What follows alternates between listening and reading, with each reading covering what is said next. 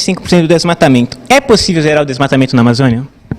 O que as organizações da sociedade civil têm trabalhado é com a ideia de desmatamento zero, ou seja, se nós formos capazes de implementar as ações de comando e controle junto com as ações de apoio às atividades produtivas sustentáveis, com uma política de ordenamento territorial séria, que leve em conta o zoneamento ecológico e econômico, é possível sim chegar ao desmatamento zero. Implementando as novas tecnologias já disponíveis na Embrapa, nós podemos dobrar nossa produção na Amazônia sem precisar derrubar mais uma árvore, porque a Amazônia tem 165 mil quilômetros quadrados de área devastada e abandonada. É só utilizarmos essas áreas corretamente e nós poderemos chegar, sim, a uma política de desmatamento zero. E fala-se muito em metas de redução de emissões. Qual tem que ser a principal meta brasileira? Os pesquisadores da Rede Clima dentro do governo estão colocando que é possível chegar a uma meta entre 35% a 40% de redução. Essa discussão ainda não foi aberta, esses números não foram debatidos com a sociedade. Obviamente que não se faz uma formulação em suspenso. Eu espero que o governo possa trazer agora para o debate com o Congresso, com as ONGs, com a comunidade científica, para que a gente possa levar uma meta transparente. Mas eu, desde o início, dizia, né, mesmo sem os dados, que era possível o Brasil ter uma meta pelo menos até 40%. Se for mais, melhor. Mas uma meta para todos os setores, para a agricultura, para o desmatamento e para a indústria e o setor de energia. Com isso, nós podemos chegar em Copenhague numa posição de dupla liderança, junto aos desenvolvidos e junto aos países emergentes. E que tipo de posicionamento o Brasil deveria levar a Copenhague? Posicionamento de, primeiro, ter uma proposta. E, em cima dessa proposta, liderar o processo. Não é apresentar a proposta protocolarmente e se esconder por questões políticas e não criar nenhum tipo de constrangimento ético, tanto para os desenvolvidos quanto para os em desenvolvimento no processo de negociação. Uma postura de liderança, de quem é capaz de liderar pelo exemplo, sem nenhum tipo de arrogância, né? O exercício da liderança fraterna, mas que não abre mão dos princípios e do sentido de urgência que o mundo está exigindo de nós. Senadora, essa semana a gente viveu aí o apagão e já saiu que a senhora comentou que precisa de uma resposta mais técnica do governo. O que a senhora acredita que realmente tenha acontecido, tendo em vista que a questão dos raios e da chuva é uma questão muito, digamos, frágil para um país como esse, com a tecnologia que acaba desenvolvendo lá?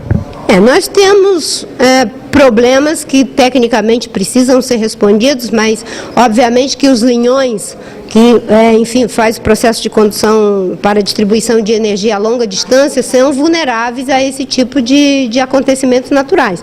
As chuvas, enfim, os raios, e ainda temos problemas das queimadas, como é o caso da Amazônia, em longa distância, quando acontecem problemas de queimada. Então, nós vamos ter que ter um investimento, trabalhar com o sentido de prevenção, para que não se tenha um sistema tão dependente dessa forma de distribuição e não criarmos os constrangimentos que criamos, não é, os prejuízos que criamos, que são prejuízos econômicos, são prejuízos morais, não é, e, sobretudo, do ponto de vista político, uma situação de muita vulnerabilidade. Existe uma corrente de ambientalistas que está sugerindo o uso da energia nuclear. É possível? Qual a opinião da senhora sobre isso? Eu tenho uma posição contrária. É uma energia cara e não é segura. Nós devemos fazer as pesquisas e não tem nenhum problema em relação às pesquisas, né? Enfim, porque o Brasil precisa adquirir know-how na questão nuclear. No entanto, para a produção de energia é melhor utilizarmos esse recurso para investir em solar, biomassa e eólica, que são também caras, mas são limpas e seguras. A senhora acha que a energia do pré-sal pode sujar a matriz energética brasileira?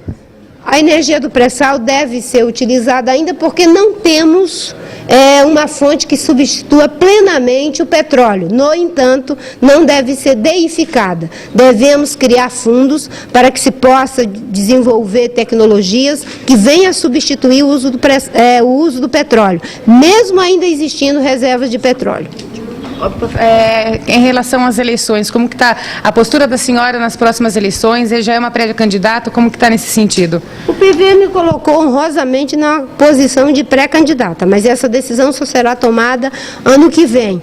Obviamente que o debate dentro do partido está acontecendo em termos programáticos, a revisão programática do partido. Nós vamos colocar o Partido Verde como o primeiro partido a assumir a questão da sustentabilidade como eixo estratégico da sua atuação inovação, pensando a sustentabilidade como resposta para todos os setores da vida do país, no aspecto econômico, social, cultural, em todos os sentidos. Para encerrar, ministra, qual o papel que o Brasil deve ter no futuro ambiental do planeta? O Brasil tem uma posição de liderança, o Brasil é uma potência ambiental. Não há como discutir as saídas para a questão ambiental sem considerar a posição do Brasil. Agora, o Brasil perdeu muito tempo com uma ação reativa, poderia ser proativo e assumir um papel de liderança. Foi isso que eu sempre defendi no governo, liderar pelo exemplo. Valeu.